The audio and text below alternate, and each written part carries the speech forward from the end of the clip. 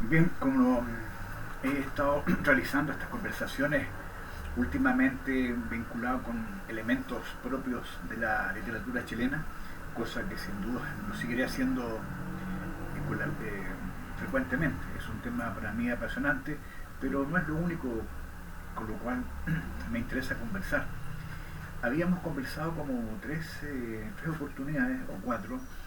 La experiencia que tuve hacia 1973 de haber sido detenido con permanencia en el Estadio Nacional, hice otro con la salida del Estadio Nacional hacia Valparaíso para ser embarcado en un barco que se llamaba Andalien y que tengo entendido que ya no existe, era un barco, viejo barco salitero, y lo que fue el desembarco de, bueno, el viaje en sí mismo, que también lo relaté, y ahora quería relatarles lo que fue la salida de ese barco hacia La Pampa, con rumbo a una vieja salitrera abandonada, en la cual había una pequeña ciudadela, un muy pequeñito pueblo, que era el lugar donde vivían los trabajadores, ya sea obreros, empleados, gente vinculada con la administración de, la, de esta mina o esta empresa, y donde estaba instalado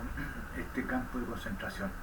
Bueno, recuerdo que nosotros fuimos desembarcados al tercer día de este viaje marítimo. Yo en lo personal nunca antes había navegado, por así decir, nunca había viajado en algún barco cualquiera, ninguno, nunca. Y cuando fuimos desembarcados de ese barco, era muy de madrugada, todavía estaba oscuro, probablemente estamos hablando de noviembre del 73, y probablemente era muy de mañana, pero yo recuerdo que todavía estaba oscuro, aunque ya llegaba el amanecer, ahí en Antofagasta. Eh, Fuimos desembarcados y ya estaba en este muelle un tren de Troya Angosta, este tren que avanzaba hacia el interior.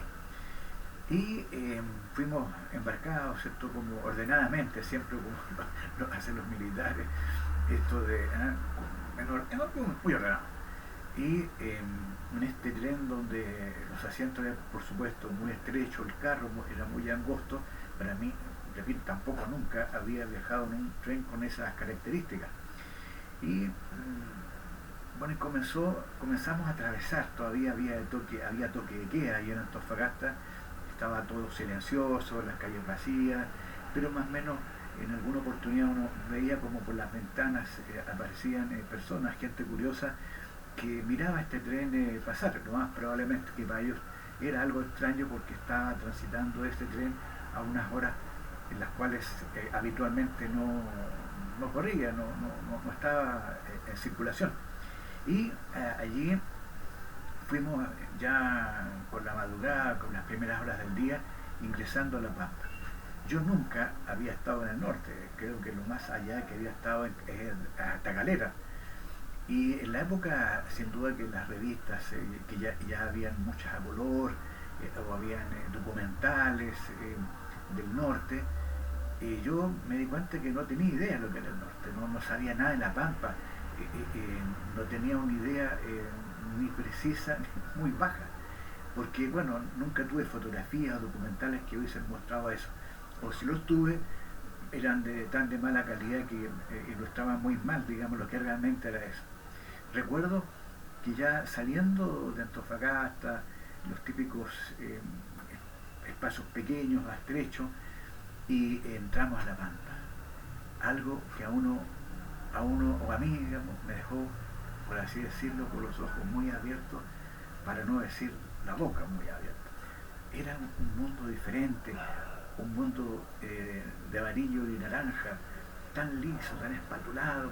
A mí me imaginaba como una brea espatulada. Eran fondos marinos de la época, bueno, fondos marinos desde siempre, hoy día también, que probablemente habían sido miles de años, millones de años atrás, fondos marítimos. Por eso lo espatulaba y por eso que estos fondos marítimos están en estas costas de sal que eran explotadas en la época. Y bueno, este tren fue avanzando, avanzando, todo esto era una cosa tan especial, este colorido, como decía, y también el color va, va cediendo y va dándole entrada, digamos, a otros colores o pasteles, digamos, del colorido, y como sucede en la pampa, este colorido va cambiando durante el día. Y el mismo sol radiante, fuerte del mediodía, después se transforma en un ventisquero de remolinos de aire. Eso es muy especial. Entonces, en esta pampa se avanzó, no sé cuánto, pero puede haber sido perfectamente una hora y media, 2 horas, y en medio de este desierto el tren se detiene y vimos cómo avanzaban desde el horizonte, un espacio ahí de este territorio, camiones polvorientos que venían hacia el tren.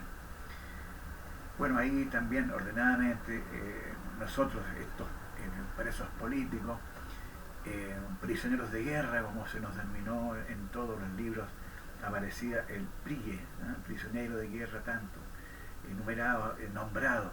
Bueno, de hecho hay una novela, hay un texto de experiencia de todo esto, que fue escrito por Orlando Carrasco, un periodista de tomo y lomo, de esa letra viva, esa letra vivaz, culta, que hizo toda esta narración, libro que se puede encontrar, y yo se los recomiendo porque allí está mucho más de lo que yo pueda relatar o recordarme. Es, por así decir, un gran testimonio. Hay otros más. El Gato Gamboa escribió un texto que narra su experiencia, y otros más que han narrado experiencias al respecto. Bueno, llegaron estos camiones, fuimos también desembarcados ordenadamente y fuimos llevados, digamos, por este camino que era muy improvisado, pero que tenía la característica de que avanzaba por hileras de cables que estaba, atención, no pasar campo minado, atención, no pasar campo minado. Y este era un callejón que pasaba por este tramo, este lugar. Y de ahí de repente nos encontramos con un espacio que era un gran portón de latón, donde había guardias militares, y ingresamos, digamos, a ese espacio que era totalmente desconocido, que era un pueblo pequeño que estaba totalmente rodeado por muros que eran construidos en base a muros traseros de casas, y también